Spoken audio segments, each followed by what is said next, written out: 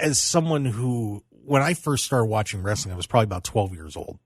And when I started seeing, I watched WWF, and then all of a sudden I started picking up the wrestling magazines, reading Pro Wrestling Illustrated, and then my local station started carrying World Class, and they started carrying Crockett Promotions from the Mid-Atlantic. And here I am watching all this, and still, to me, one of the greatest feuds and matches I have ever seen.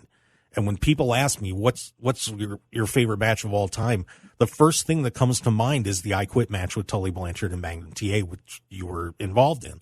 And just absolutely unbelievable psychology and that feud just leading up to it, and what you added to it as well. And you were an integral part of that match. And just, I'd love to go back to that night and, what was going through your mind, and, how important you were in that, because you did play a key role in that match, and it was just an incredible evening. The whole lead up, the 3 to 4 months that we had as the build up, that Dusty put into the vignettes and the feud, everything made sense. Every week you kind of tuned in to see what else was going to be done, like how much were they going to poke each other and goad each other into this epic battle. And to this day, I would stand up that the build-up and the match, the I Quit match that Tully and Magnum had in Greensboro, to this day is one of the best matches ever in professional wrestling. Their animosity between the two, they really did not like each other. They were both trying to be like the bull of the woods, as Dusty said, in the promotion, and be the top drawer and the top person.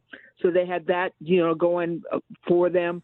Plus, then when you look at the three parts of it, if Tully wasn't part of it, if Magnum wasn't part of it, and especially if I wasn't part of it, none of it would have worked the way that it did. It was just, I've said it before, it was magic.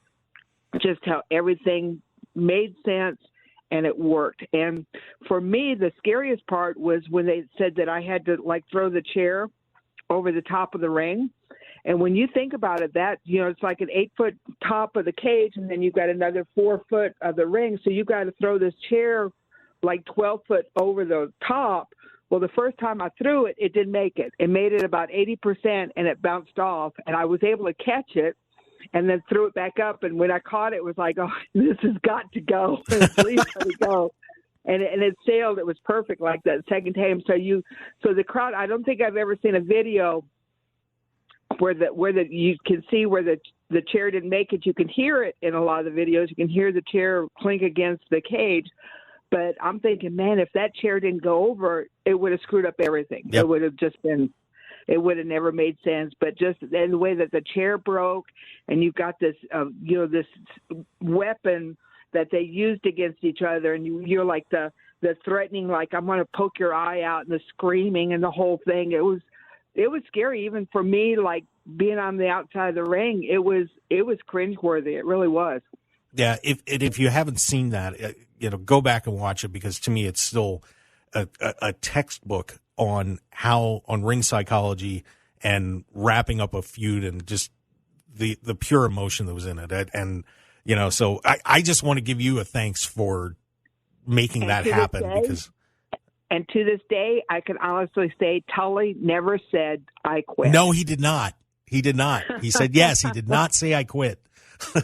So that's like the cherry and the whipped cream and the little sprinkles on the top. We can, to this day, say that Tully never said I quit. That is very true.